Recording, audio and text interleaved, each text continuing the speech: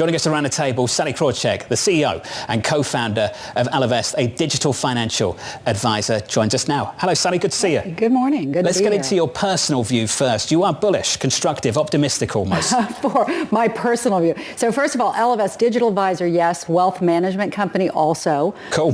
Funded by, founded by, built by, built for investing and investing through women. So I'm going to bring the woman's point of view here today.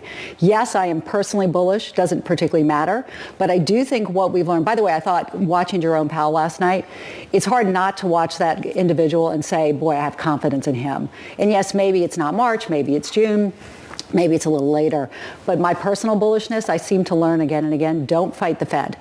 Don't fight the Fed, right? The Fed took on the subprime crisis and won, took on the pandemic and won, took on Silicon Valley Bank and won, tightened last year, 2 years ago, and the market went down. Don't fight the Fed. They are very powerful. And if the rates are going to be going down, I'm personally feeling bullish. Doesn't affect our asset allocation at Ellevest at all, by the way. Well, okay, so let's talk about that. Is there sort of the similar kind of bullishness underpinning certainly your clients' views, but also some of the asset allocations that you have currently? Yeah. Well, when we do our asset allocation, we look at long-term returns that we're expecting, and they're terrific, right? The equity markets, if you go back to the early 1900s, tend to go up about 10% a year.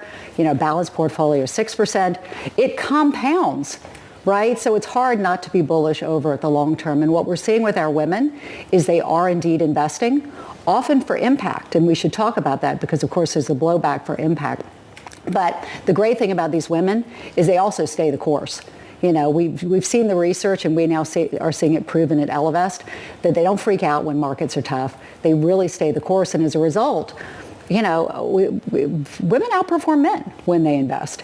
And that's true at the professional level as well as at the individual level. Just dealing with the next sort of year before we get to the long-term view and some of what you're talking about, as someone who has been very powerful in a number of banks, I'm wondering how concerned you are just about credit creation at this point. The fact that, yes, rates are going to come down, but there's a real question, especially with certain constraints on bank balance sheets, commercial real estate, how much some of these firms can keep lending. Yeah. Does that sort of keep you up at night at all? Well, what I have been worried about is, with Silicon Valley Bank, our Lehman or our Bear Stearns, right? Was it, the shoe that dropped that, the impact of rising interest rates on these banks, and particularly the regional banks, has been felt, and we can heal and move on? Or is that the beginning of sort of a longer term issue? And I think the jury is still out on that, though certainly every day that passes and something doesn't happen is a bullish signal.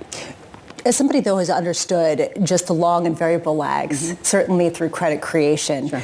What are you watching to understand whether there is something more pernicious under the hood just with respect to withdrawing some of the capital? Yeah, we're not. I mean, again, at Ellevest, we invest for the longer term, not for these shifts and tactical changes.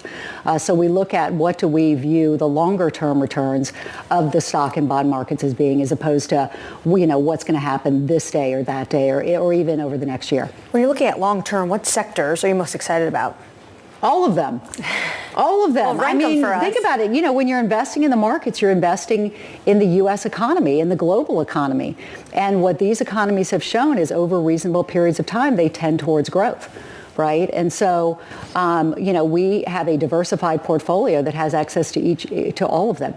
Again, what we're seeing that may be different from a more typical investing firm is our women tend to be looking for impact. They tend to understand that we are all impact investors, that every dollar we invest or every dollar we spend, and by the way, women are responsible for 80 to 85% of consumer spending. So if we're going to talk about are we going into a recession, it's going to be the women who put us into a recession who keep us out.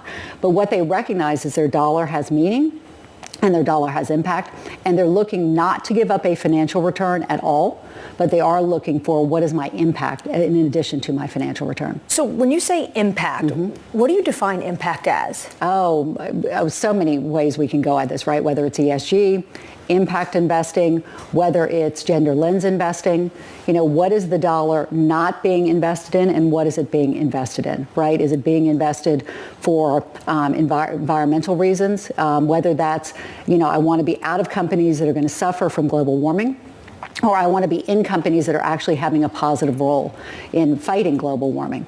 But it can also be gender lens, right? Am I investing in diverse leadership teams? Our women tend to care about that quite a bit. We're heading into what some people would say the political silly season. We're going toward the election, and a lot of some of the impact investing has been highly politicized. How are you feeling? How is that playing out in terms of what counts as impact and sort of how you define some of these things? Well, you see in New Hampshire, there are folks there who are trying to make impact investing or ESG investing illegal. And not a little bit illegal, felony illegal, go to jail illegal.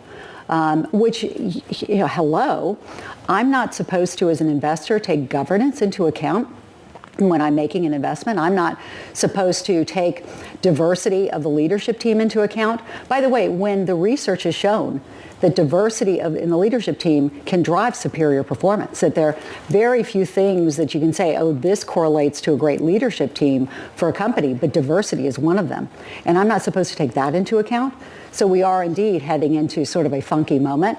But let me tell you, as money goes more and more to women, because we should talk about the great wealth transfer, which is beginning to happen, and women want to invest more for impact, that can be a fundamental shift and a fundamental change. Have you felt more dissent within the ranks, sort of along political lines? No, we have not. We hear it from others. Oh my gosh, over here at XYZ investing company, we're getting some backlash against ESG.